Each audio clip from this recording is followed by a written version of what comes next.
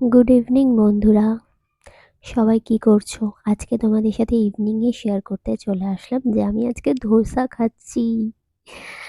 তোমরা বুঝতে পারছো, এতদিন পর আমি আজকে ধোসা খাচ্ছি। অপারেশনের পর তো ডক্টর পুরোপুরি বারণ করে দিয়েছিল যে বাইরের খাবার একদম চলবেই না। কিন্তু আমার বাড়িতে খেয়ে খেয়ে আর সবচেয়ে বড় কথা, ওই তেল কম ঝাল কম রান্না খেয়ে খেয়ে আমার জাস্ট আর ভালো লাগছিল না।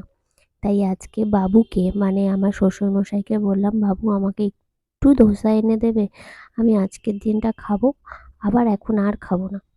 মানে একদম ভালো লাগছিল না, তাই অনেক রিকোয়েস্ট করার পর আমার শ্বশুরমশাই আমাকে ধোসা এনে দিল। তোমরা বিশ্বাস করো, ধোসাটা খেতে জাস্ট আমার অমৃত মনে হচ্ছে।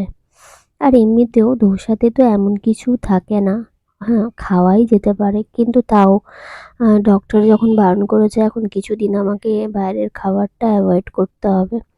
কিন্তু আজকে জাস্ট আমার এত ভালো তোমাদেরকে জাস্ট বলে বোঝাতে পারবো না আমার কতটা ভালো লাগছে আজকে খেতে।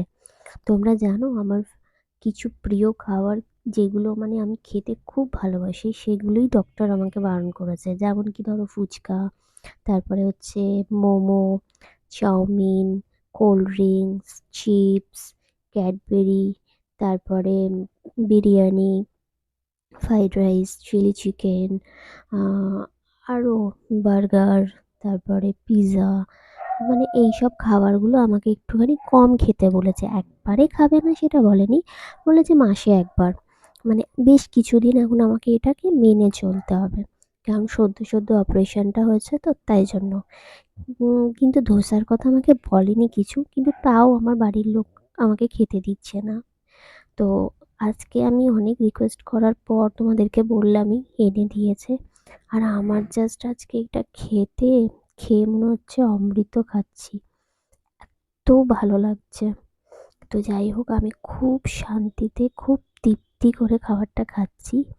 আম, আমার শ্বশুর আমাকে রাগাচ্ছে, তা আমিও শ্বশুরের সাথে বলছি যে আমি রোজ খাবো।